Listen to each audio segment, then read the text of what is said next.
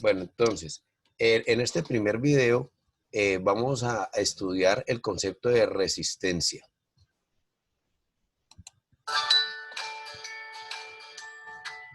Hola, bienvenidos a un nuevo vídeo en el que vamos a ver un concepto nuevo que es el concepto de resistencia.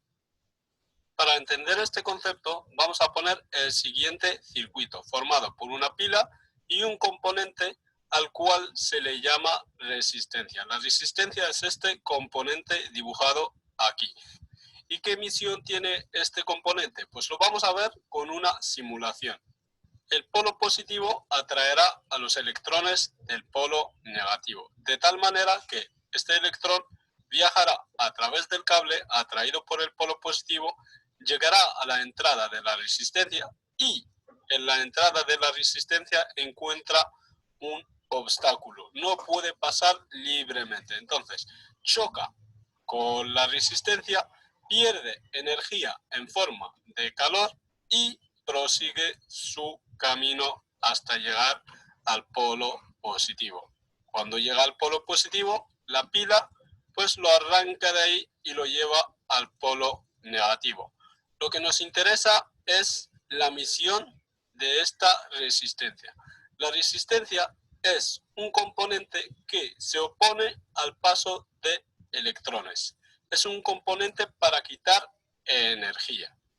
Para entender mejor el concepto de resistencia, lo vamos a comparar con la siguiente ilustración. Tenemos una vía o carretera y encima de esa carretera hay un resalto. El resalto es ese elemento que se pone en las vías para que cuando lleguen los coches pues frenen y pasen más despacito. Si tenemos un coche en esta zona y el coche va viajando, cuando llega al resalto lo que va a hacer es frenar, va a perder velocidad. ¿Qué acaba de hacer este resalto? Pues este resalto se ha opuesto al paso del vehículo, ha ralentizado la velocidad del coche. De igual manera, la resistencia lo que hace es oponerse al paso de electrones, quitándoles energía y liberándola en forma de calor. Ahora bien, si la resistencia lo único que hace es estorbar el paso de electrones de corriente eléctrica, ¿para qué puñetas sirve eso? ¿Qué aplicación podemos tener con eso? Para entenderlo, vamos a pasar al siguiente circuito. Tenemos una batería o una pila de 9 voltios y tenemos también un diodo LED. Un diodo LED es una bombillita pequeña que puede ser de color rojo o de otros colores, el cual tiene una polaridad positiva en la pata larga y una polaridad negativa en la pata corta. Esta bombillita o este diodo LED no se puede encender si no conectamos el polo positivo con el polo positivo de la pila y el polo negativo con el polo negativo de la pila. Si lo hacemos al revés, el diodo no se enciende. El problema aquí es que puede venir alguien y cortar este pin de tal manera que no podamos saber dónde está el polo positivo y el polo negativo. Por eso, para mirar la polaridad de los diodos tenemos otra manera de verlo y es la siguiente. Si le damos la vuelta al diodo y lo miramos por aquí, veremos que una parte es plana y la otra es redonda. La parte plana corresponde al signo menos, al polo negativo, y la parte redonda corresponde al polo positivo. Dicho esto, vamos a seguir con la explicación de por qué se usa la resistencia. Este diodo funciona a 2 voltios. ¿Qué pasa si lo conectamos a una pila de 9 voltios? Pues problemón, porque le vas a dar 9 voltios de energía a un diodo LED que solo funciona a 2 voltios. Y si no podemos conectarlo directamente, ¿cómo podemos arreglar eso? Pues mediante una resistencia. Conectamos una resistencia acompañando a nuestro diodo LED de tal manera que esta resistencia va a consumir una energía de 7 voltios. De los 9 voltios que teníamos, 7 se los lleva la resistencia. De este modo, 9 menos 7 nos quedan 2 voltios, que es el voltaje que necesita el diodo LED para funcionar. Esta sería una explicación de por qué se usan las resistencias. Resumiendo, la resistencia es la oposición que tiene un elemento cualquiera al paso de corriente eléctrica. ¿Por qué digo elemento? Porque cualquier elemento tiene una resistencia asociada. Un cable se usa para conducir electricidad, por eso tiene una resistencia nula. ¿En qué se mide la resistencia? Pues la resistencia se mide en ohmios y su símbolo es este rarito que veis aquí. Dicho esto, terminamos con este vídeo y nos vemos en un próximo vídeo. Adiós. Bueno, entonces en ese primer video lo que se busca es conceptualizar acerca del término resistencia. Entonces, como decíamos hace un rato, la resistencia es la oposición que ofrece cualquier, ojo, en la vida real, todo material, absolutamente todo material, también funciona como una resistencia. Si ustedes dicen, un conductor eléctrico tiene resistencia, claro que tiene resistencia, sino que si permite el paso de la corriente a través de ella es porque la resistencia es menor. Entre mayor sea la oposición que ofrezca el material a que la corriente pase a través de ella, pues mayor va a ser su valor de la resistencia. Ahora, en este siguiente video vamos a ver cómo relacionar dos tipos de sistemas, es decir, el sistema mecánico, como es un sistema hidráulico, a un sistema eléctrico. Presten atención porque el ICFES acostumbra mucho a utilizar este tipo de asociaciones, sistemas mecánicos con sistemas eléctricos.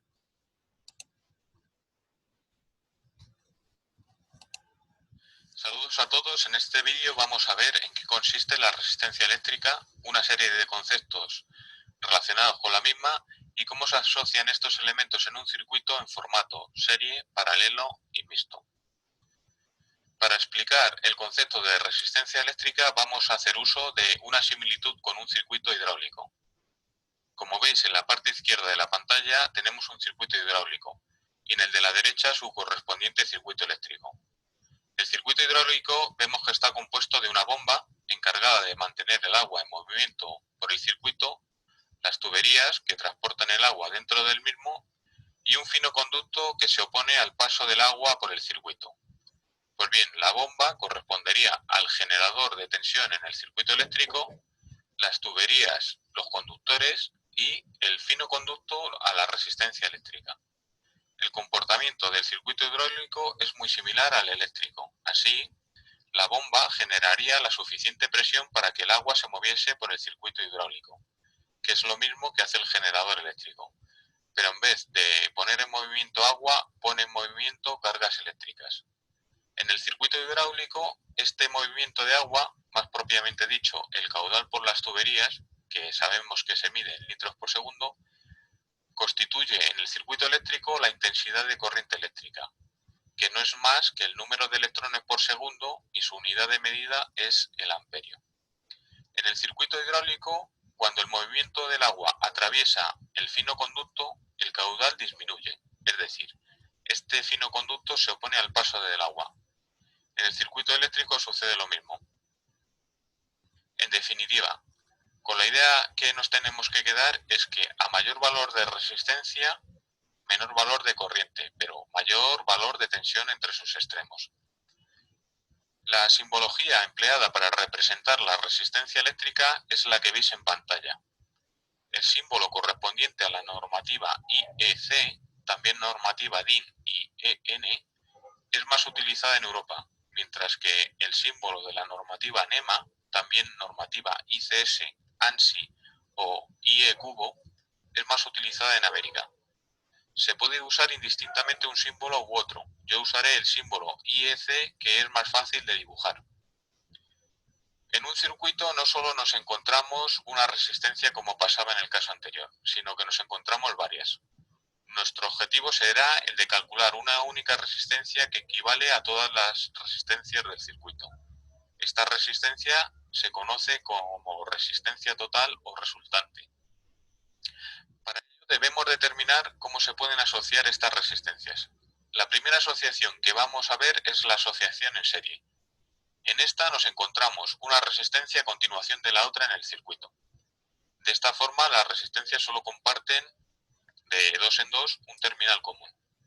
En pantalla vemos una asociación en serie de tres resistencias. Para conocer el valor de una única resistencia entre los terminales A y B que equivalga a esta asociación, basta con sumar sus valores. Así, para este caso, la resistencia total que corresponde es una resistencia de valor 6 ohmios. En la asociación de resistencias en paralelo nos encontramos resistencias que comparten como comunes sus dos terminales, tal y como se muestra en pantalla. Nos vamos a centrar primeramente en la asociación de dos resistencias en paralelo, tal y como se muestra. Para calcular la resistencia total de esta asociación debemos hacer la siguiente operación. La inversa de la resistencia total es igual a la inversa de R1 más la inversa de R2. Pero esto nos da la inversa de la resistencia total. Debemos operar para que despejemos la resistencia total. Primero realizamos la operación de las dos fracciones del lado derecho de la igualdad, quedando la expresión como la inversa de la resistencia total es igual a R1 más R2 partido todo ello de R1 por R2. Haciendo la inversa en ambos lados tenemos que la resistencia total es igual a R1 por R2 partido de R1 más R2. Esta es una expresión que debemos recordar, ya que la vamos a utilizar de forma extensiva. Una forma más habitual de expresar la fórmula anterior es así. R1 paralelo R2 es igual a R1 por R2 partido de R1 más R2, donde las dos líneas verticales entre las resistencias R1 y R2 indican asociación en paralelo. Así, en el ejemplo que vemos en pantalla, R1 de valor 10 ohmios y R2 de valor 6 ohmios, el valor de la resistencia total es de R1 en paralelo con R2 es igual a 10 por 6 partido todo ello de 10 más 6. Esto es igual a 60 partido de 16, que es igual a 3,75 ohmios. Vamos a contemplar dos casos particulares de la asociación en paralelo de dos resistencias. El primero de ellos es aquel en el que los valores de ambas resistencias sean iguales. En este caso, R1 de valor 10 ohmios y R2 de valor 10 ohmios. El valor de la resistencia total es de R1 en paralelo R2 es igual a 10 por 10 partido todo ello de 10 más 10, que es igual a 100 partido de 20, que es igual a 5 ohmios. Como vemos, el valor de la resistencia total es la mitad del valor de las resistencias de la asociación, con lo que a partir de ahora, cuando veamos dos resistencias de igual valor asociadas en paralelo, sabemos que su resistencia total es la mitad de los valores de la asociación, sin necesidad de hacer cálculos. El otro caso que vamos a ver es aquel en donde una de las dos resistencias sea mucho más pequeña que la otra. Así, si resolvemos esta asociación donde R1 es igual a 1 ohmio y R2 es igual a 1000 ohmios, tenemos que R1 en paralelo con R2 es igual a 1 por 1000 partido todo ello de 1 más 1000. Y esto es igual a 1000 partido de 1001, que es aproximadamente igual a 0,999 ohmios, que es prácticamente un ohmio. Vemos que en este caso el valor de la resistencia total es prácticamente el valor de la resistencia más pequeña. Esto será más cierto cuanta más diferencia haya entre las dos resistencias. En cualquier caso, esto es una aproximación y el tomar como valor total el valor de la resistencia más pequeña dependerá de la exactitud requerida en el cálculo. Cuando hemos de determinar la resistencia total de una asociación en paralelo de 3 o más resistencias, podemos determinar la asociación en paralelo de 2 de ellas y con la resultante calcular el paralelo con la siguiente y proceder de forma sucesiva hasta solo tener una resistencia resultante. Otra forma es la de calcular la expresión general. La inversa de la resistencia total es igual a la inversa de R1 más la inversa de R2 más la inversa de R3 más la suma de las inversas de todas las demás resistencias. Así, para la asociación de 4 resistencias en paralelo con valores de R1 igual a 20 ohmios, R2 igual a 20 ohmios, R3 igual a 30 ohmios y R4 igual a 50 ohmios, empleando el primer método podríamos asociar R1 y R2 y como son iguales sabemos que su resultante es la mitad, es decir, 10 ohmios. Con esta resultante calcularíamos el paralelo, por ejemplo, con R3 de la siguiente forma. R123, que es R12 paralelo con R3, que es igual a 10 por 30 partido de 10 más 30, que es igual a 300 partido de 40, que es igual a 7,5 ohmios. Con esta resultante y la resistencia que nos queda, R4, calcularíamos la resistencia total como la resistencia total es igual a R1, 2, 3 en paralelo con R4, que es 7,5 por 50 partido de 7,5 más 50, que es igual a 150 partido de 23, que es aproximadamente igual a 6,52 ohmios. Si lo hiciésemos por el método genérico sería la inversa de la resistencia total sería igual a la inversa de la resistencia R1 más la inversa de la resistencia R2 más la inversa de la resistencia R3 más la inversa de la resistencia R4. Y esto es igual a 1 partido por 20 más 1 partido por 20 más 1 partido por 30 más 1 partido por 50. Esto es igual a 15 más 15 más 10 más 6 partido todo ello de 300. Que es igual a 46 partido de 300, que es igual a 23 partido de 150. Ahora hacemos la inversa para obtener la resistencia total y tenemos que la resistencia total es igual a 150 partido de 23, que es aproximadamente igual a 6,52 ohmios. Vemos que cualquiera de los dos métodos que utilicemos obtenemos el mismo resultado. El utilizar uno u otro método va a depender de los casos particulares, de los valores de las resistencias y sobre todo de los gustos personales. Un caso a destacar en la asociación de varias resistencias, 3 o más, en paralelo, es aquel en el que todas las resistencias de la agrupación tienen el mismo valor. En este caso, la resistencia total o resultante es el valor de una de ellas partido por el número total de resistencias que constituyen la agrupación. Así, para el caso de 4 resistencias de 100 ohmios asociadas en paralelo, su resultante es una resistencia de valor 100 partido por 4, es decir, 25 ohmios. En la realidad no nos vamos a encontrar solo resistencias asociadas en serie o solo resistencias asociadas en paralelo, sino que nos vamos a encontrar una mezcla de estas dos asociaciones. A esta asociación mezcla la denominamos asociación mixta. El objetivo es ir reconociendo pequeñas asociaciones en serie y en paralelo dentro del circuito y calcular la resistencia total de estas pequeñas asociaciones para obtener un circuito más simple.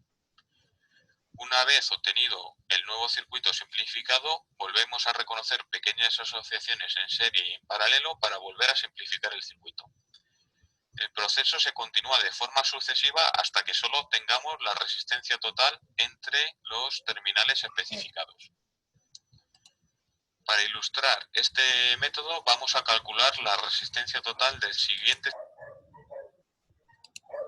Bueno, en este segundo video, pues se pretende es que ustedes aprendan a identificar cuando un grupo de resistencias están conectadas en serie, cuando están en paralelo, y pues la combinación de serie y paralelo da este último, que es el que llaman mixto. Pero en esencia los principales son serie y paralelo. Y también de que identificaran algunas características particulares de la resistencia cuando están conectadas en serie, qué pasa cuando ellas son iguales o cuando hay una que es mucho mayor que la otra. Entonces, de una manera como más didáctica, tratar de obtener el valor de la resistencia total o equivalente que reemplazaría a ese grupo de resistencias lo más rápido posible. En este último video vamos a ver ya ahora sí la aplicación de los 3 conceptos que hasta el momento hemos visto, que son voltaje o tensión eléctrica o diferencia potencial, la intensidad de la corriente y la resistencia eléctrica, que lo que hizo este señor Ohm fue fusionarla en una ley que lleva su nombre, que es la ley de Ohm.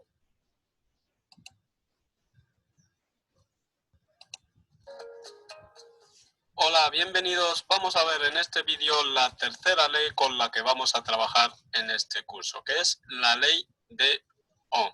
La ley de Ohm se aplica a resistencias y nos dice, si tenemos una resistencia por la cual circula una intensidad I, acordaros de la polaridad, los electrones vienen con mucha velocidad, polo positivo, chocan con la resistencia y salen con poca velocidad, polo negativo. ¿Qué nos dice la ley de Ohm? Nos dice, si tenemos una resistencia, el voltaje en esa resistencia es igual a la intensidad por el valor de esa resistencia.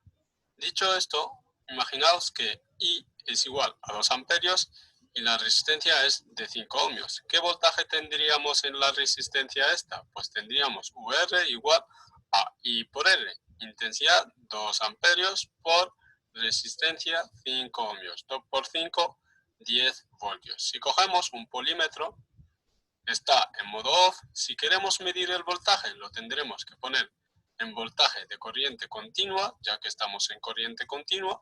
Aquí tenemos varias escalas, nos mide hasta 1000 voltios, hasta 200, hasta 20. Nosotros, como tenemos 10 voltios, nos basta con ponerlo en la escala de 20 voltios, porque 20 supera el voltaje que queremos medir. Entonces, poniendo el borne positivo a un lado y el borne negativo, el negro, a otro lado, nos fijamos que nos da 10 voltios. ¿Cómo sabemos, por ejemplo, el sentido de la corriente si estamos midiendo en un circuito cualquiera mediante el polímetro? Pues miramos siempre el signo que nos da. Si nos da signo positivo, o sea, más 10 voltios, quiere decir que la corriente va del positivo, que es el rojo, al negativo. Y concuerda con este circuito. Fijaos, va desde este punto, que es el positivo, hasta este punto, que es el negativo. Imaginaos que en otro circuito nos diera al revés. Menos, por ejemplo, 10 voltios o menos 5 o lo que sea. Entonces la corriente iría del borne negativo, del borne de menos, al borne positivo. Iría en sentido contrario, del negativo al positivo. Este sería nuestro positivo y este sería nuestro negativo, y se usan para saber el sentido de la corriente. Dicho esto, vamos a ver una aplicación sencilla de la ley de Ohm. Tenemos este circuito que hemos visto anteriormente, por el cual circula una intensidad que desconocemos I, y nos piden que calculemos esa intensidad I. Muy bien, como siempre tenemos que poner la polaridad, polo positivo. Los electrones vienen con mucha velocidad, chocan con la resistencia y salen con poca velocidad. Una vez puesto la polaridad de todos los elementos, vamos a aplicar la ley de voltaje de Kirchhoff a esta malla, a este cuadradito. Siguiendo el sentido de las agujas del reloj, salimos por el positivo, así que más el voltaje en E1 será igual, miramos ahora la entrada, será igual a más el voltaje de R1. El voltaje de E1 lo conocemos, 10 voltios, así que el voltaje en esta resistencia es igual a 10 voltios. Conociendo el voltaje de la resistencia y aplicando la ley de Ohm, que nos dice V es igual a I por R, despejamos la intensidad, R está multiplicando, pasa dividiendo, será igual a V partido por R.